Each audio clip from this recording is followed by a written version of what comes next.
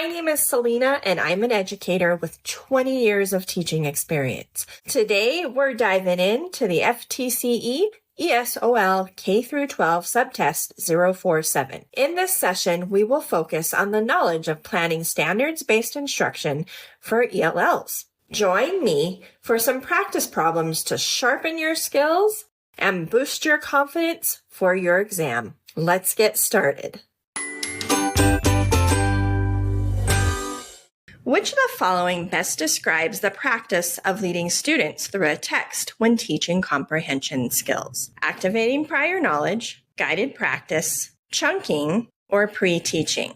Activating prior knowledge is incorrect because it focuses on connecting new information to what students already know, rather than directly guiding them through a text. Chunking is incorrect because it involves breaking a text into smaller parts for easier processing, but it does not necessarily include the teacher leading students through comprehension. Pre-teaching is incorrect because it involves introducing key vocabulary or concepts before reading, rather than actively guiding students through the text during the reading process. Our correct answer is guided practice. It is correct because this teacher is modeling strategies that students can later use on their own. This is an especially beneficial strategy for English language learners and can also be applied when solving math problems. Which of the following instructional approaches would most likely lead to helping students in an ELL reading classroom to maintain reading progress while developing new interests? Using audio along with text as students read as a whole class, providing flexible grouping that allows students within groups to select reading materials based on their reading levels, providing students with interest surveys before reading new books and selecting a book that the majority of students have interest in, or using images to correspond with any grade level text that students read. Using audio along with text as students read as a whole class is incorrect because while audio can support the aid in comprehension, it does not address individual reading progress or allow for differentiation based on students' needs and interests. Providing students with interest surveys before reading new books and selecting a book that the majority of students have interest in is incorrect because choosing books based on majority interest may exclude some students and does not ensure ongoing reading progress for all. And using images to correspond to any grade level text that the students read is incorrect. Because while some images can support comprehension, they do not actively engage students in varied reading experiences or allow for differentiated instruction. The correct answer is providing flexible grouping that allows students with groups to select reading materials based on their reading levels. Students within an ELL classroom will have different reading levels and needs. Flexible grouping can help with this. Each group can be given several books designated for the group's reading level and be prompted to choose which books they want to read. This can ensure that students are reading at their ability levels with gaining ownership of the reading process and developing interests. Many states use Common Core retake.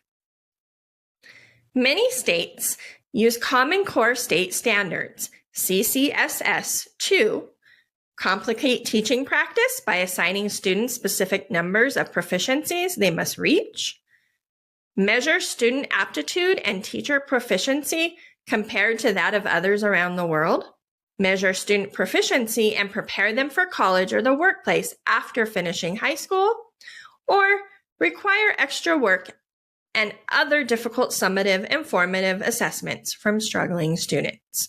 Complicate teaching practice by assigning students a specific number of proficiencies they must reach is incorrect because CCSS provides a framework for learning goals rather than a rigid number of required proficiencies. Measure student aptitude and teacher proficiency compared to that of others around the world is incorrect because CCSS is designed to set consistent academic expectations within the U.S., not for international comparisons. Require extra work and other difficult summative and formative assessments from struggling students. This is incorrect because CCSS focuses on ensuring all students meet learning standards, but it does not mandate excessive or unfair assessments for struggling readers. The correct answer is measure student proficiency and prepare them for college workplace after finishing high school. Common Core State Standards, CCSS, measure student proficiency and the preparedness for life after finishing high school. Many states use CCSS to set student standards. Newcomers whose educational experiences have lacked continuity and consistency in their native country are called English language learners without education, newcomers without formal education, students lacking formal education, or students with interrupted formal education. English language learners without education is incorrect because ELLs may have received education in their native country, even if it was inconsistent or interrupted. Newcomers without formal education is incorrect because some newcomers may have had some formal education, but it was disrupted rather than entirely absent. And students lacking formal education is incorrect because it implies they have never had formal education, whereas students with interrupted formal education have had some schooling, but with gaps or inconsistencies. The correct answer is students with interrupted formal education. Students with interrupted formal education have often dealt with inconsistent or interrupted formal education experiences in their home countries.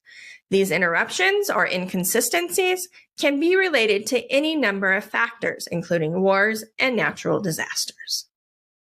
I hope this practice session has helped you feel more confident as you prepare for the FTCE ESOL K-12 Subtest 047. For even more in-depth study resources, visit study.com. As a member, you'll get access to short, targeted video lessons, personalized study plans, extra study materials, and hundreds of practice questions, just like the ones we covered today. We'd love to hear from you, so drop a comment below with your questions, feedback, or even just let us know how you did on your test. Study hard, stay confident, and best of luck on your exam. And study hard.